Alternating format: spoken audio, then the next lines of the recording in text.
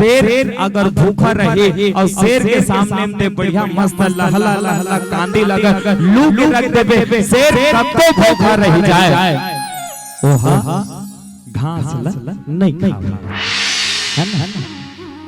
शेर अगर कब तो भूखा रहे, कितना भी हरा चारा शेर के आगू डाल दे, वो शेर मांस शेर वो घास नहीं खाए, और गाय कब तो भूखा रहे ओकर आगू में मांस ला डाल दे, वो मांस नहीं खाए, है ना। लेकिन आज के प्राणी, आज के लोग हम अब ना तो हमर से सबसे बड़े जानवर तो हम बन चुके, जेकर से ना घास बाचा थे और जेकर से ना मांस बाचा थे। आज अगर हम देखें दुर्ग भिलाई में नहीं पूरा छत्तीसगढ़ में कई मर्डर होता है, केवल हमारा छत्तीसगढ़, केवल सुघर छत्तीसगढ़, ऐसे बोले से ये छत्तीसगढ़ सुघर नहीं बना, ये ना ये दुनिया, ये ना ये धरती सुघर बने।